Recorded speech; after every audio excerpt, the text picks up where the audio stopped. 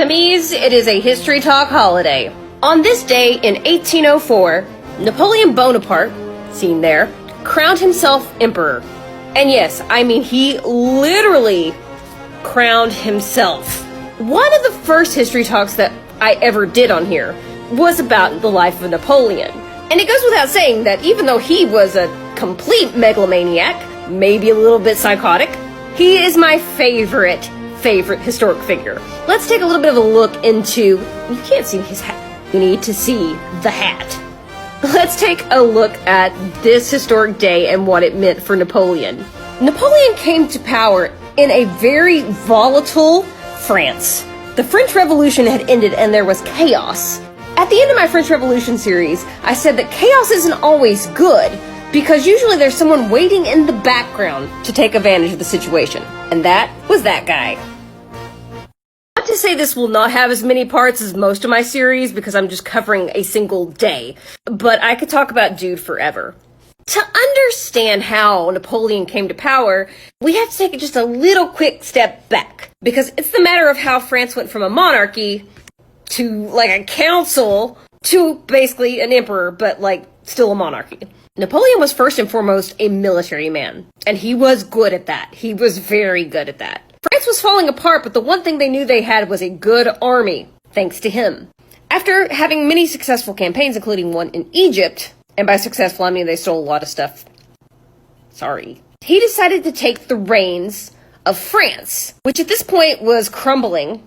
Napoleon was named First Consul. The Directory, or the post-French Revolution government, had collapsed. This consulate was its newest leadership, but instead of democracy, Napoleon demanded that he be named Consul for life. Prior to being named Consul for life, Napoleon had to do some convincing, because there were people on the staff who were like, hey, this is exactly what we were fighting against during the revolution, and now we don't need leaders for life. But Napoleon's path to power starts with the Constitution of Year 10. Or Thermidor. Remember, they changed the calendar during the French Revolution with the dumbest names. Thermidor.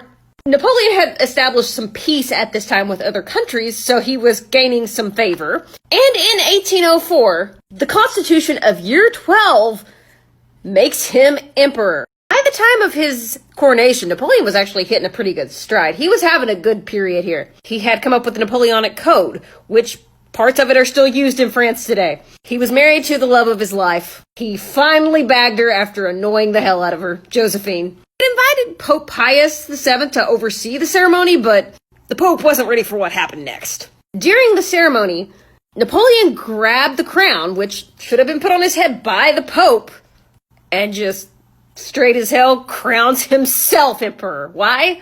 Because only God can judge him. He must have liked Tupac.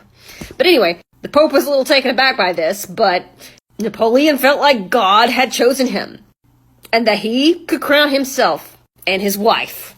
I wonder if the Pope came all that way and was like, well, I hope that at least they have snacks or something. Napoleon was around 35. I'm 36. What have I done with my life? Have a cool hat. Things are going to start going downhill from here, though. In fact, Jacques-Louis David, the artist, painted this. He was commissioned by Napoleon to do it. And as you can see, Napoleon is not shorter than everybody. He's just normal. Napoleon also said he crowned himself because, well, he didn't want to be descended from kings. He was his own man, and in a sense, he is an outlier in that he kind of made his own destiny that way. But things went downhill for him, as we know. There will be a couple losses, which I can't go into all of them here. The main one was, the stalemate in Russia. Never declare a land war in Russia, especially in the winter. After that incident, he would be exiled to Elba. Josephine would pass away. He would have married another woman, Marie of Austria. Then he comes back and raises another army. And pretty much the rest of Europe is just really annoyed with him by this point. Waterloo happens, and they say, we're going to stick you on an island farther away this time, where he passes away. But in the fact that Napoleon is a total outlier from all royalty, he's a forever favorite of mine.